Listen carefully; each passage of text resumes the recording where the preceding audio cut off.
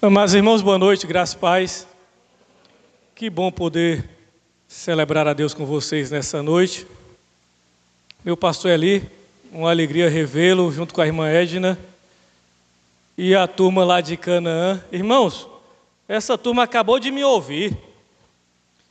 Hoje eu tive que começar o culto lá às 5 horas, porque está tendo um comício na porta da igreja. Então é uma bagunça lá que vocês nem imaginam a bagunça que está lá. Embora eu acho que foi a mesma de ontem aqui, porque eu ouvi os fogos lá de casa. Então, como aqui, graças a Deus, tem essa tranquilidade, lá está daquele jeito, viu?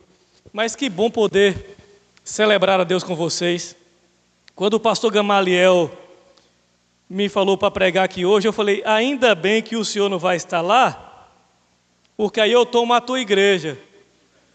Se ele chegasse de surpresa e visse essa turma de Canaã aqui, ia falar, veio para tomar a igreja mesmo. Mas, meu amigo pastor Gamaliel, obrigado, minha irmã, uma alegria estar com vocês, com a sua igreja, porque com o pastor Gamaliel eu estou pelo menos 2 vezes por semana aqui na igreja de vocês tomando café. E eu fui perturbar ele mais Gildésio, eu fui pregar na Emanuel, deve ter uns 15 dias, irmãos, e me deram 1 hora para pregar. Eu falei, eu não aguento pregar 1 hora e nem o povo aguenta me ouvir. Quando é agora eu pergunto ao pastor Gamaliel, o culto termina que horas? Ele, 8h30. Falei, meu Deus do céu. Para vocês que me ouviram lá agora, viu, Pomba? Abra sua Bíblia. Lá, irmãos, na carta aos Romanos, capítulo 12. Carta aos Romanos, capítulo 12. E enquanto vocês procuram, quero fazer uma pergunta para Ernesto. E aí, Ernesto? Já decidiu, Ernesto? Você sabe, né, pastor Gamaliel? Você sabe. Já decidiu, Ernesto? Irmãos, eu quero mandar Ernesto para o seminário. Quero mandar Ernesto para o seminário. Já na nossa viagem para a convenção, fomos conversando sobre isso daqui até Jacobina e voltamos falando sobre isso. Então, Ernesto, se vire, viu, Ernesto? Tem até dezembro, pastor Gamaliel? Até dezembro. Quem encontrou, diga amém. Amém. Carta aos Romanos, capítulo 12, a partir do versículo 1, que assim nos diz: rogo-vos, pois, irmãos, pela misericórdia de Deus, que apresenteis o vosso corpo por sacrifício vivo, santo e agradável a Deus, que é o vosso culto racional. E não vos conformeis com este mundo, mas transformai-vos pela renovação da vossa mente, para que experimenteis qual seja a boa, agradável e perfeita vontade de Deus. Amém. Amados irmãos, a carta aos Romanos, a carta mais doutrinária, a carta mais teológica de todas as cartas que Paulo escreveu. Na carta aos Romanos, do capítulo 1 até o capítulo 11, o apóstolo Paulo nos mostra de maneira muito vívida a doutrina da igreja, que Deus ele é amor, que ele é justiça, que ele nos ama, da maneira que nós somos, ele nos ama. Mas a partir do capítulo 12, ele começa a trazer para a gente como deve ser o nosso viver diário. A prática da vida cristã. No capítulo 12, o texto sagrado nos convida, amados irmãos, a colocar em prática, a responder com devoção acerca da bondade de Deus para nossas vidas. Rogo-vos, pois, irmãos, o apóstolo Paulo ele começa de maneira muito forte, dizendo para aqueles irmãos que ele rogava a Deus, pela misericórdia dele, que aqueles irmãos se apresentassem diante de Deus em culto racional. Depois de expor a doutrina da salvação, ele expõe o que é o viver cristão. Vivemos, amados irmãos, um período em que, de acordo com o IBGE, o número de evangélicos cresce no Brasil. A expectativa, segundo o IBGE, é que em 2030 tenhamos um país de maioria que se denomina evangélica. Era para nós vibrarmos, se o país estivesse melhorando. Era para nós vibrarmos se as pessoas que dizem ser de igreja evangélica nos representassem de maneira digna do evangelho que pregamos. Quer fosse na política, quer fosse na igreja, quer em momentos de lazer e até mesmo no culto. O texto sagrado nos convida a prestarmos a Deus um culto racional. E tem uma música que eu acho que os irmãos não cantam, e caso alguém aqui já ousou cantar essa música, o pastor Gamaliel proibiu, que nos diz assim: quem te viu passar na prova e não te ajudou, quando vê você na bênção vai se arrepender. Vai estar lá na plateia e você cá no palco. Não tem uma música assim? Tem ou não tem? Nós não cantamos essa música, mas é uma música cantada dentro das nossas igrejas, em um momento de culto. E uma música que, basta você fazer uma rápida análise, é uma mensagem de vingança. Quem te viu passar na prova e não te deu a mão, e isso acontece muito agora no período político, não é? Que a gente ouve nas nossas igrejas assim, fulano de tal pulou para o nosso lado. Mas ela pisou em mim 8 anos. Pisou em mim 7 anos e meio. Quando é agora, porque o meu lado está mais forte, pulou para cá. Ai do meu candidato se der uma oportunidadezinha para ele. Vocês já ouviram isso dentro das nossas igrejas? Eu ouvi. Irmãos, somos convidados a nos apresentarmos a Deus de maneira diferente da vida mundana. Rogo, pois, irmãos, pela compaixão de Deus, que apresenteis o vosso corpo em sacrifício vivo, santo e agradável a Deus. O apóstolo Paulo nos leva para os sacrifícios do Antigo Testamento. Só que naqueles sacrifícios, os animais eram levados à força para serem sacrificados. Eu não sou fazendeiro, não sou filho de fazendeiro, não sou neto de fazendeiro, sou pobre, filho de pobre, neto de pobre. Mas eu fui um dia em uma fazenda de um membro da nossa igreja. E foram matar 2 bois no curral dele. 2 bois grandes, pastor Gamaliel. O primeiro boi, quando mataram o primeiro boi, menina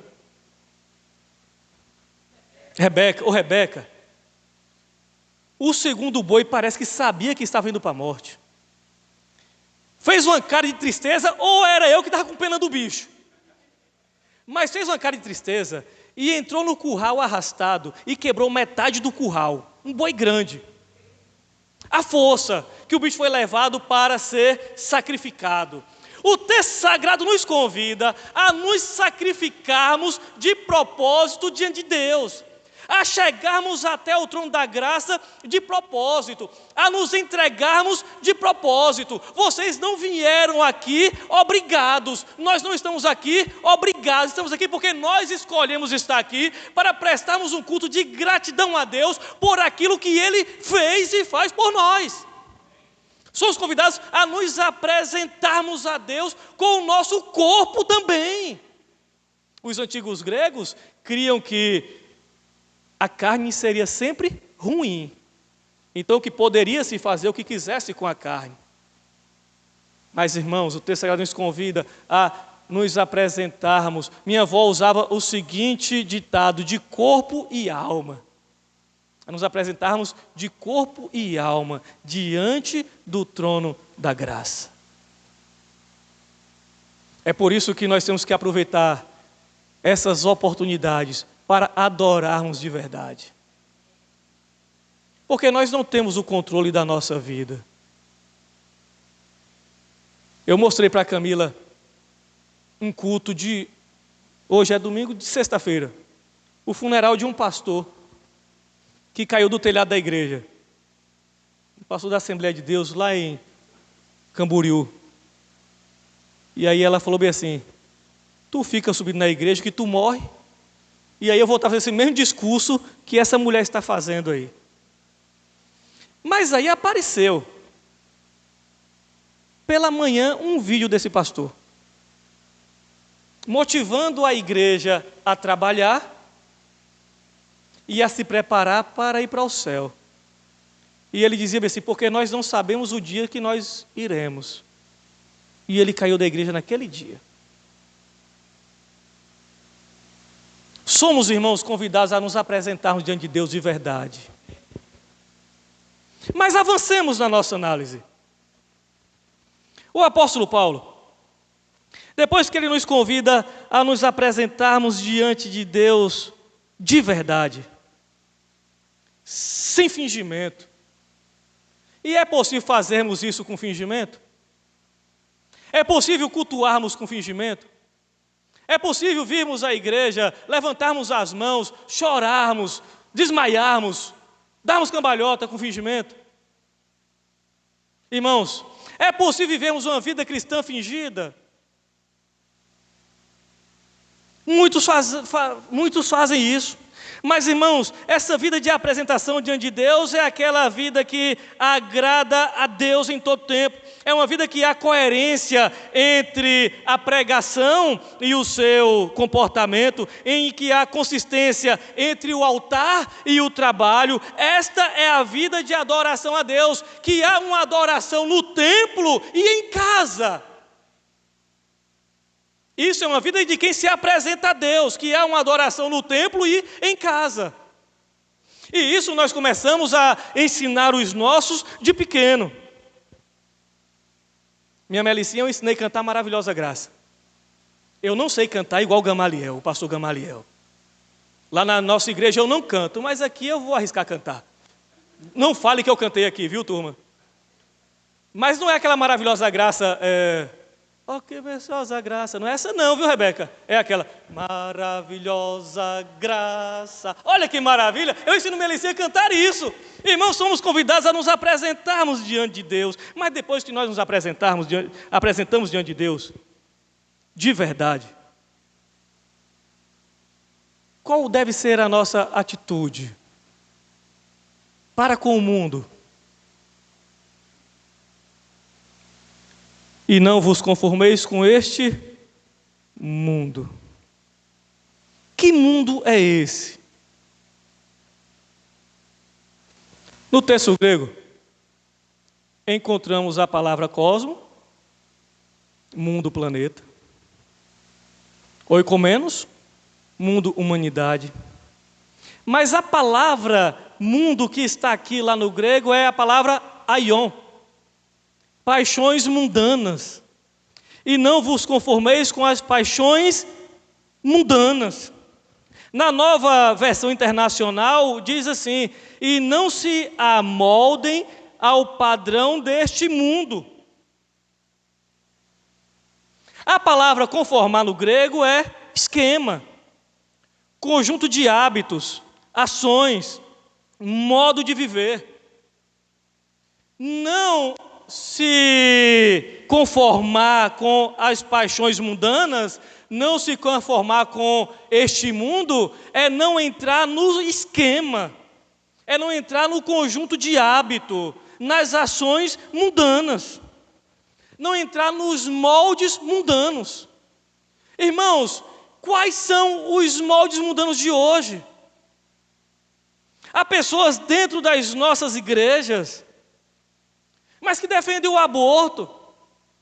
Há pessoas dentro das nossas igrejas, mas que defendem a legalização das drogas.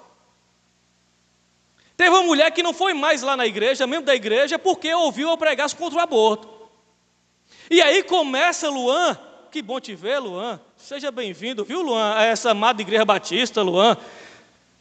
Irmãos, e a pessoa, ela começa a colocar com o mesmo peso as suas ideologias políticas com o texto sagrado, ou às vezes colocar a ideologia política acima do que diz o texto sagrado. Somos, irmãos, desafiados a não nos conformarmos com este mundo, com as paixões mundanas. E aí, o texto sagrado vai dizer assim, ai dos que ao mal chamam bem. A igreja ela tem uma missão aqui na terra. E passa por ser diferente. Nós crentes não vivemos em uma bolha, onde só há a gente. Iguaí tem 21 mil habitantes, de acordo com o último censo. Mas nós temos 200 batistas em Iguaí. 200 batistas. Primeiro em Emanuel. 200 batistas em Iguaí. Temos 200 pessoas em uma população de 20 e poucos mil. Olha o tamanho do nosso desafio. Eu fui diretor do Colégio Florestal por 2 anos. Quando eu assumi a igreja, eu entreguei a direção do colégio. E hoje estou vice. Mas quando eu estava diretor do Florestal, tinha 95 funcionários. E naquele período só tinha eu de batista. Temos o desafio de fazer a diferença neste mundo tão difícil. Até porque nós estamos neste mundo cosmo, mas nós não pertencemos ao mundo paixões mundanas. Tem um hino do cantor cristão que nos diz assim: sou forasteiro aqui, em terra estranha estou, do reino lá do céu, embaixador eu sou. A ética cristã, irmãos, não pode ser a nossa ética. A ética mundana, irmãos, não pode ser a nossa ética, a ética cristã. O crente tem agora a mente de Cristo. Conformar-se com o mundo é adaptar-se ao seu sistema. Conformar com as paixões mundanas é adaptar-se ao seu sistema. E eu li um livro de Rui Barbosa, e eu tenho esse livro, Oração aos Moços. E olha o que diz Rui Barbosa: de tanto ver triunfar as nulidades, de tanto ver prosperar a desonra, de tanto ver crescer a injustiça, de tanto ver agigantarem-se os padrões nas mãos dos maus, o homem chega a desanimar-se da virtude, a rir-se da honra e a ter vergonha de ser honesto. Irmãos, nós não podemos. Nós não podemos nunca nos conformar com as paixões mundanas. A igreja, ela tem uma missão. E é a missão de levar uma mensagem de transformação.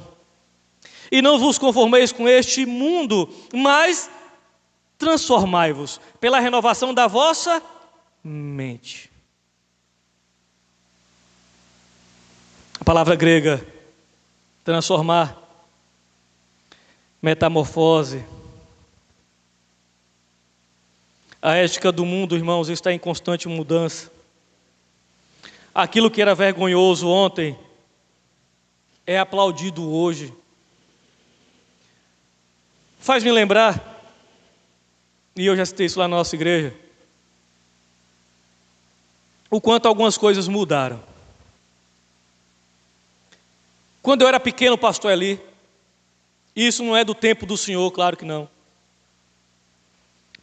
Mas quando eu era pequeno, chamar alguém de gato era chamar de ladrão. Não sei quem viveu esse período aqui. O senhor deve ter vivido isso aí. Ah, fulano é um gato. Era chamar de ladrão. Hoje, chamar alguém de gato é chamar de bonito. Porque volta e meia alguém me chama de gato. Então é chamar de bonito, não é chamar de ladrão. As coisas mudam. Até a língua vai mudando. A língua é viva. Mas a palavra de Deus é a mesma. Ela não muda. E somos desafiados, irmãos, a ser canal de transformação para o bem. Tem um membro da nossa igreja que está candidato a vereador. E eu chamei ele e falei assim: olha, se você chegar lá, você tem a obrigação de ser diferente. De ser bênção para essa cidade. Porque os princípios de Deus são imutáveis. Temos padrões, irmãos, absolutos. Não precisamos ficar confusos quanto ao que defender. Jesus Cristo, Ele é o nosso modelo. Jesus Cristo, Ele é o nosso modelo, e por onde Jesus passava, a mensagem era pregada, e não era, venha e continue como está, mas arrependa-te, vai, não peques mais. Essa era a mensagem de Jesus. Esta era a mensagem de Jesus, e esta tem que ser a mensagem vívida da igreja em todo o tempo. Porque estamos, irmãos, vivendo em uma sociedade corrompida pelo pecado. Mataram um menino lá em Canaã essa semana, ou foi semana passada, por pura maldade, porque não levaram a carteira do menino. Diz que levaram a moto, mas já descobriram quem são os assassinos. Mas por pura maldade. Esta é a terra que nós vivemos. E a igreja, irmãos, nós não podemos nos escalar. E não podemos desistir. Não podemos desistir de Iguaí, não podemos desistir de Canaã. Temos o desafio de melhorar a nossa sociedade, mas ela só será melhorada pela pregação do Evangelho. Porque onde Jesus chega, vidas são transformadas e transformadas para melhor. Foi assim comigo, e foi assim contigo, e será assim com todos os lares em que Jesus entrar em Iguaí. Mas não é, amados irmãos, apenas entrar cantando aquela música, entra na minha casa, entra na minha vida, cantar da boca para fora. É entrar a ponto de entender que somos servos de um Senhor poderoso que nos transforma para melhor. Depois que eu me apresento diante de Deus, reconhecendo a sua grandeza, reconhecendo a sua santidade, reconhecendo a sua misericórdia, porque Ele me aceita do jeito que eu sou e me trata. E me trata. Ele te aceita do jeito que você é e te trata. Somos tratados por Deus.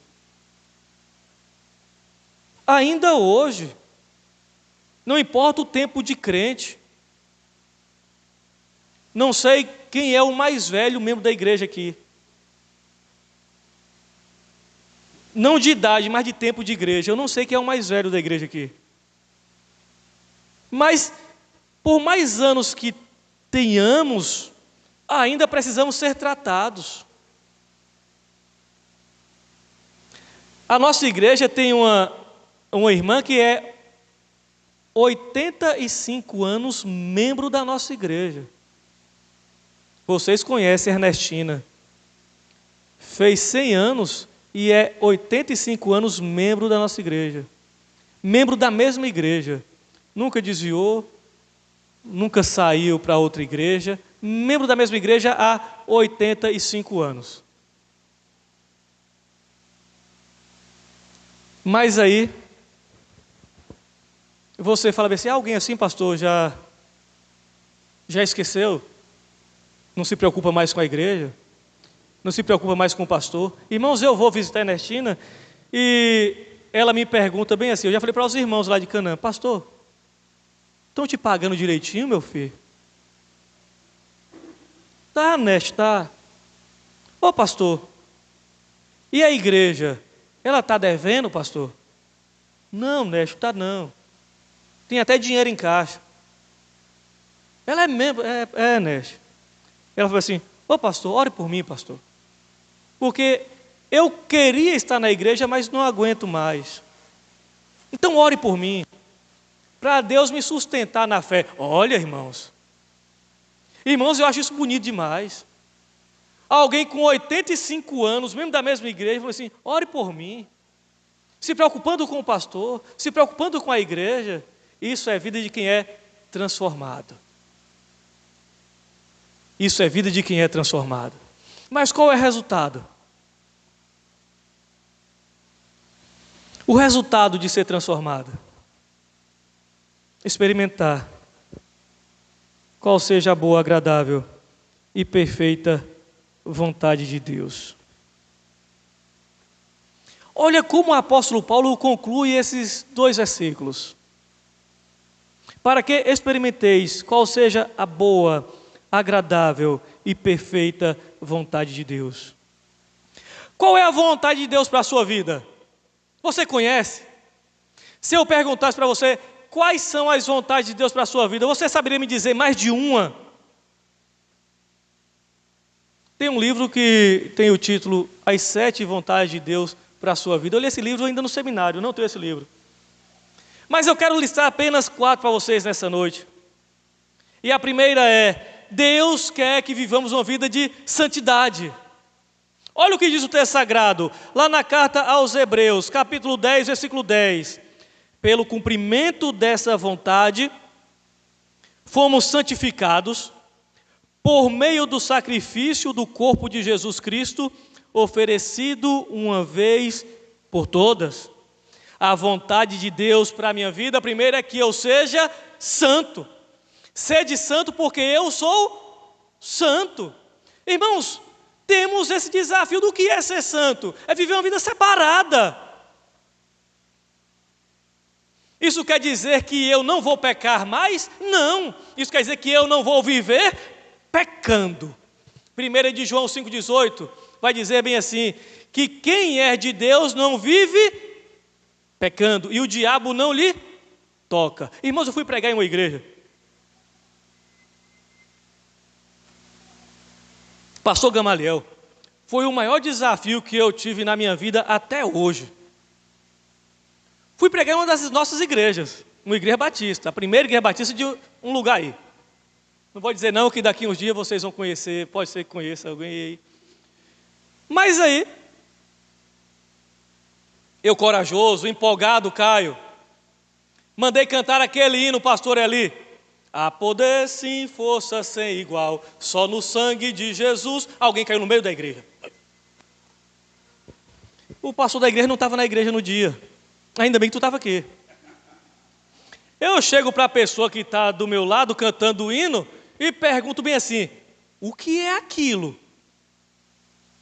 Porque poderia ser qualquer doença, não é? Aí a menina fala bem assim, é demônio, pastor. Eu, o que é? É demônio. Mas eu vou dizer para vocês o porquê do meu susto. É porque a pessoa estava tocando no Ministério de Louvor. Tocava guitarra no Ministério de Louvor. Fui embora. Quando eu cheguei em casa, eu ligo para o pastor da igreja. Rapaz, que negócio é aquele? Ah, Wellington, isso acontece toda semana. Então, não foi quebrado ainda. Mas a Bíblia diz que o sangue de Jesus Cristo nos purifica de todo pecado. A regeneração é um ato. E assim, se alguém está em Cristo, nova criatura, acontece na hora da conversão, ser uma nova criatura. Então, o crente não fica endemoniado. Não fica. Se ficar, não é crente, mas crente não fica. Correto, pastor Gamaliel? Ou falei besteira na tua igreja? Se falei, pode consertar. Não fica, irmãos. Aí passa-se algum tempo. Descobre-se que o menino estava domingo na igreja, mas terça ajudava a mãe. Terça ajudava a mãe na sua liturgia. Ajudava a mãe com o discurso de, não, minha mãe precisa de ajuda. Irmãos, o ser santo passa por viver uma vida separada de qualquer idolatria. O ser santo passa a dedicar a vida para Deus em todo o tempo. O ser santo passa por falar com Deus todos os dias e ouvir Ele falando contigo ou falando conosco. E o texto sagrado exige de nós essa santificação, sem a qual sem a santificação ninguém verá Deus. Irmãos, e nós não brincamos de igreja. A igreja não é um clube social. A igreja é o corpo de Cristo que marcha a passos largos para o céu. Ou não é a igreja assim? É isso ou não é? Nós não somos um clube social que você traz aqui o seu dízimo uma vez por mês. Não! E está tudo beleza? Não, nós somos o corpo de Cristo, que se prepara para ir para o céu, e só vai para o céu quem é santo. E a vontade de Deus é que vivamos uma vida de santificação. Essa vontade que é boa, agradável e perfeita, quer que nós vivamos uma vida de diferença, para o nosso bem, para o bem da igreja e para a glória de Deus. O ser santo é para o nosso bem, entenda isso. O viver uma vida diferente é para o seu bem, é para o bem da igreja. Quando a igreja é uma igreja santa, que vive uma vida de santidade, o povo lá fora vê. Amém? Amém. E principalmente o nome de Deus é glorificado. Mas, amados irmãos, é vontade de Deus que permaneçamos firmes em Cristo. Permanência em Cristo. 1 de João, capítulo 2, versículo 17. O mundo e a sua cobiça passam, mas aquele que faz a vontade de Deus permanece para sempre. Por isso que Nestina chega a 85 anos, membro da mesma igreja. Por isso que os pais de Paulinho têm um monte de ano de crente. Por isso que Gamaliel é a terceira geração de pastor da família.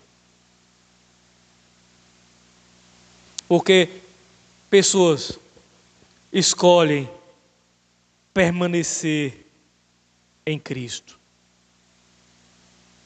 Pastor Eli, 45 anos de ministério, pastor Eli. 45 anos de pastor. Poderia ter desistido na primeira semana.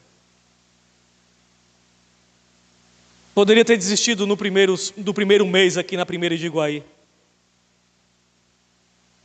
Mas permanece por causa de Cristo. Irmãos, o que nos sustenta na igreja não é um grande ministério de louvor. Não é o coral. Eu disse lá na igreja esses dias que quando eu me converti, o pastor Eli é desse tempo, para mim o culto só valia se tivesse hino do cantor cristão.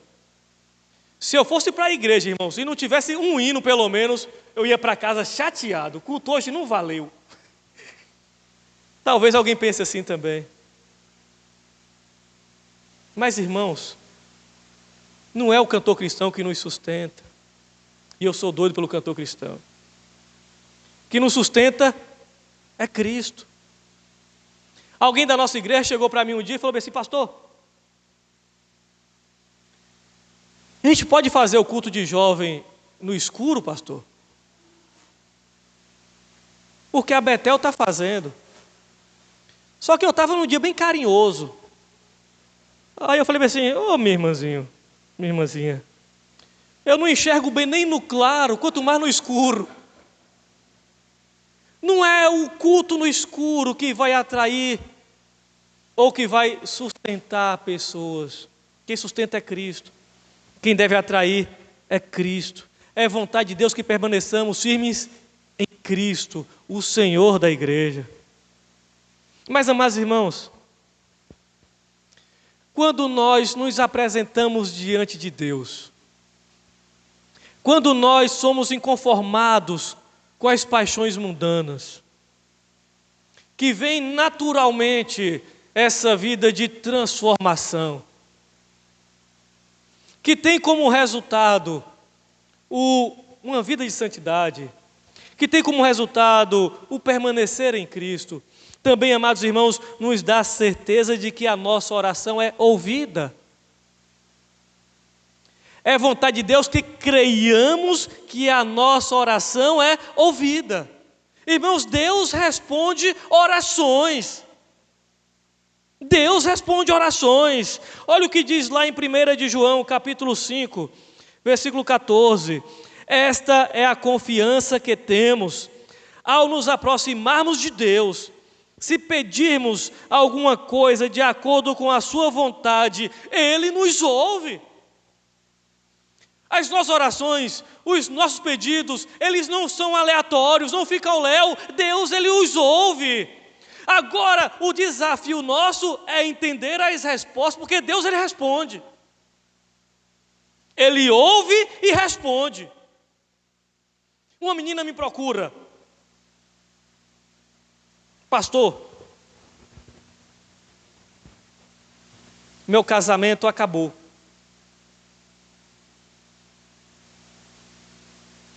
Aí eu tratei. Houve a reconciliação. Aí veio uma segunda vez. Pastor, não dá mais, pastor. Eu fui de novo. Consegui. Aí veio a terceira vez. Pastor, não dá mais. Aí quando concretizou o término do casamento, ela chega para mim e fala assim: ô pastor, ô meu pastor, eu orei tanto para Deus me enviar alguém da igreja. Orei. Eu falei: orou mesmo? Ela: eu orei, pastor. Eu perguntei de novo: você orou mesmo, minha irmã? Ela: eu orei, pastor. Eu perguntei a terceira vez: você orou mesmo, minha irmã? Aí ela: eu orei, pastor. Aí eu falei: então Deus respondeu. Ela: respondeu, pastor.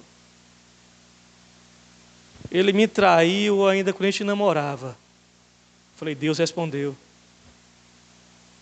Deus respondeu, não era. Deus respondeu.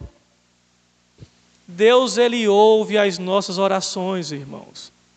E Ele responde. O nosso desafio é ou entender ou obedecer. Mas Deus responde, irmã Nilze. Não fica aleatório, irmã Nilze. Deus, Ele responde às nossas orações. É promessa de Deus. Então, Ele não falha. Se Ele prometeu, vai cumprir, vai acontecer. É promessa de Deus. Eu ouvirei. E se o meu povo que se chama pelo meu nome se humilhar e orar, eu ouvirei. Está na Bíblia ou não está? Está. Deus, Ele ouve as nossas orações. É vontade de Deus que creiamos nisso, para a nossa vida ficar melhor, irmãos. A vida fica mais leve, quando nós cremos que Deus, Ele responde às nossas orações para a sua glória e para o nosso bem. Eu sou extremamente agoniado, nervoso, ansioso, é genética, minha mãe é, meu pai é, eu não seria diferente. Quem me trata é Deus, e quando eu tenho compreensão disso, eu fico mais tranquilo. Quando eu sou relembrado, quando eu começo a ficar agoniado, que o cabelo começa a cair, eu sou relembrado de que Deus, Ele tem o controle de todas as coisas. No dia que foi ter a sessão, para os irmãos decidirem se iriam me convidar ou não lá em Canaã, foi o dia que eu estava mais tranquilo na minha vida. Eu estava tão tranquilo que me surpreendeu a minha tranquilidade. Surpreendeu até eu. Tem como eu estar dessa tranquilidade toda? E se a igreja não me quiser? Mas eu estava tão tranquilo que me surpreendeu, Paulinho, o tamanho da minha tranquilidade. Quem faz isso é Deus. Quando nós somos relembrados de que Ele ouve as nossas orações. Mas para concluirmos, irmãos, é vontade de Deus que vivamos uma vida de santidade. É vontade de Deus que permaneçamos firmes em Cristo. É vontade de Deus que creiamos nas suas promessas, que creiamos que Ele ouve as nossas orações, que creiamos que Ele nos ouve. É vontade dEle que vivamos esta vida, mas também, amados irmãos, é vontade de Deus que creiamos na vida eterna. Nós temos que crer na vida eterna. Temos que crer que vamos para o céu. Temos que ser relembrados disso o tempo todo. A igreja marcha para o céu.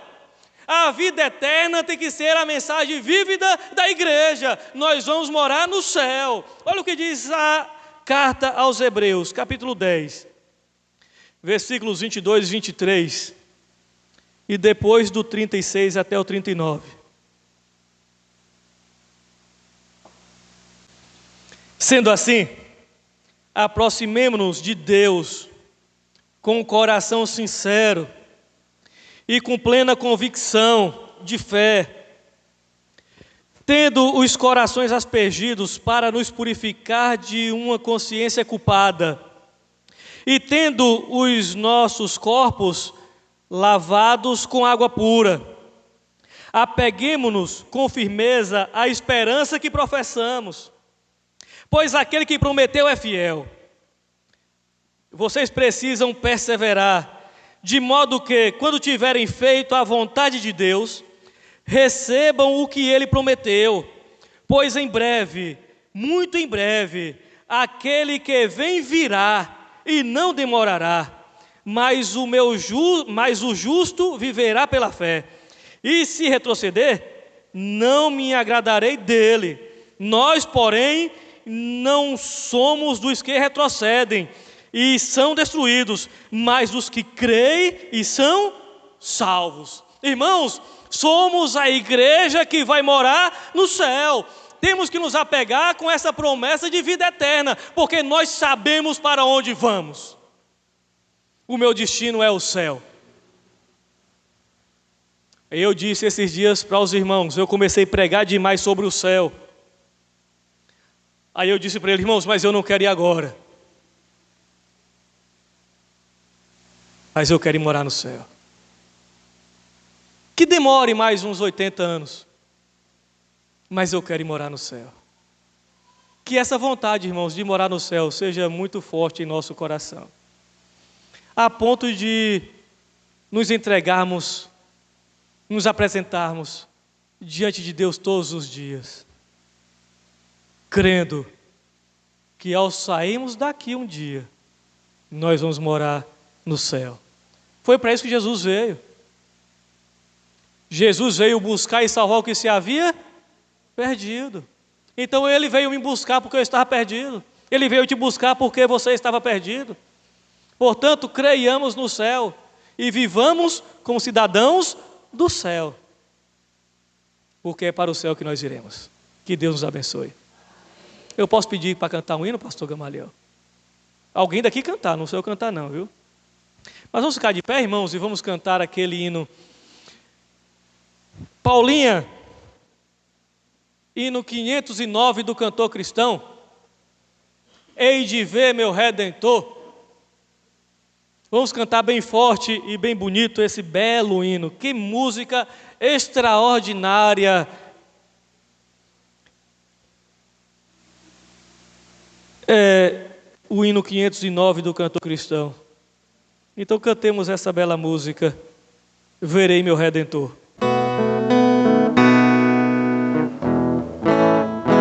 Vim dali da terra, quando já do rio além, nessa vida tão gloriosa me encontrar.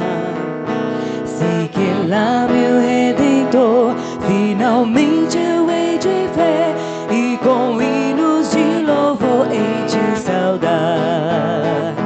Hei de ver meu Redentor, redimido junto dele eu hei de estar. Hei de ver meu Salvador, os sinais dos cravos hei de contemplar. Oh, que levo divinal, o seu rosto a contemplar, desde a aurora deste dia perenal. Como então meu coração haverá de o exaltar, pela graça e compaixão celestial. Hei de ver meu Redentor, redimido junto dele eu hei de estar. Hei de ver meu Salvador, os sinais dos cravos hei de contemplar. Nesta pátria de esplendor hei de amigos encontrar, meus irmãos em Cristo lá hei de rever.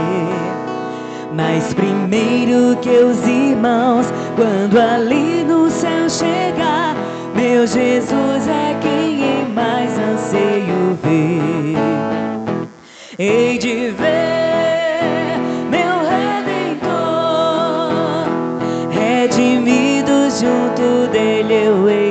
estar. Hei de ver meu Salvador,